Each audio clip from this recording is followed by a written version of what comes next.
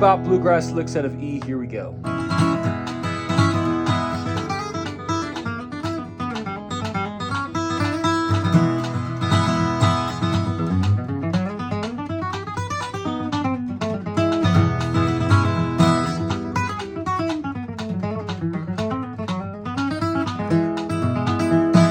Okay, as per usual, let's break down these three licks here.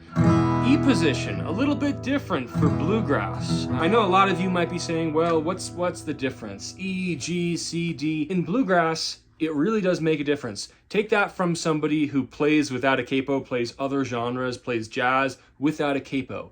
The capo isn't a crutch. The capo is a tool. There are really bluegrass-specific reasons why you want to use the capo, and there are very bluegrass-specific reasons why you want to play out of E shape or open E. We can get into those reasons later, but for now, let's take a look at these licks. Okay, the first lick employs a lot of blues language.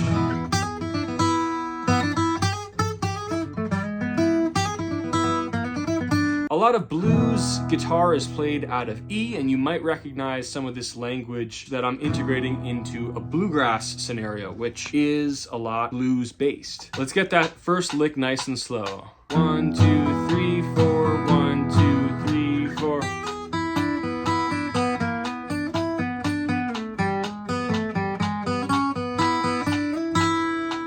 One more time. 1, 2, 1, 2, 3, 4.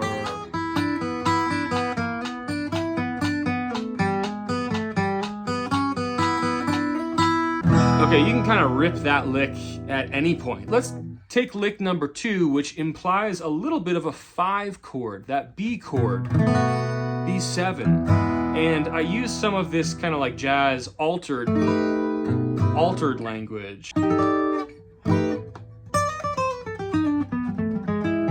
Right, so it's as if we're going from a 5 with those alterations, that sharp 5, back to a 1, which is the E.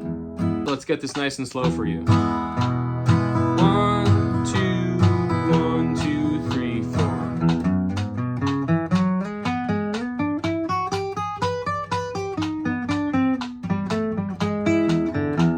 Kind of some funny phrasing in there, but it works out. 1, 2, 3, 4.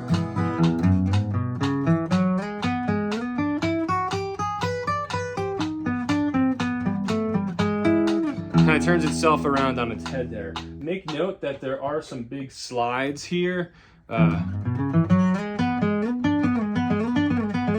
love that. There's some symmetry there. Major, minor.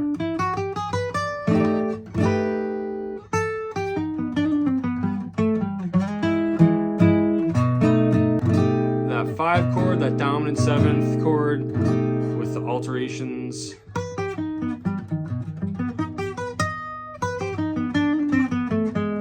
Great way to resolve. Right? Half step.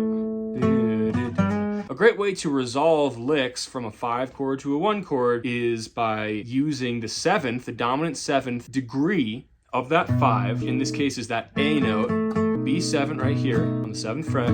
On the 7th fret of your D string, right, you have that A. That's your dominant 7 of this 5 chord, this B7, it makes it dominant 7th. And that resolves to the 3rd of your 1 chord, the 3rd degree, 1, 2, 3. So that's a good way to create some voice leading, some motion that is just half steps. And it works for a lot of 5 chord to 1 chord scenarios. It's a cheat code right there. Okay, lick number 3, here we go. Some alterations as well. And I am imagining like 1 to 5 to 1 with this lick as well. 1, 2, 1, 2, 3, 4.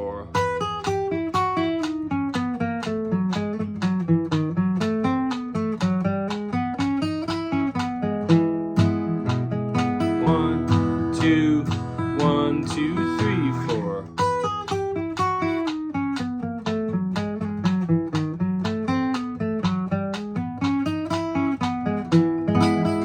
Okay, so in this one, starting up here, this kind of A shape, caged shape. And we're using a lot of this kind of like jazz, bebop, chromaticism to outline some of these chords, right? Here's some chromaticism. Very bebop way to say something pretty simple with a lot of ornamentation and fill out the bar. Okay, so we're definitely in major land. And then, this is a very bebop thing.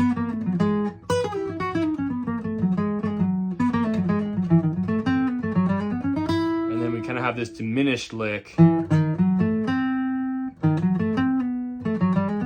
which is acting as that 5 chord,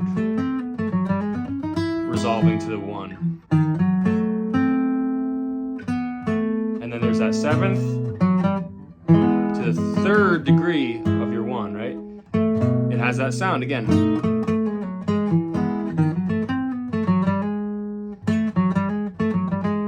Kind of like an enclosure, bebop enclosure.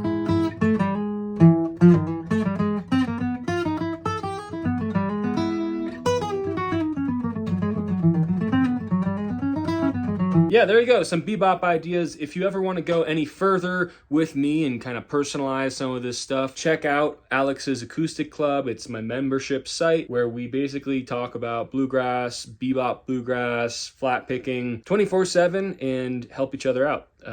So if you're interested in learning more with me, check that out below here. Also, don't forget to subscribe and like this and leave a comment. What do you think about these licks? How bebop, how bluegrass are they? Is it okay to mesh bluegrass with bebop? Is it okay?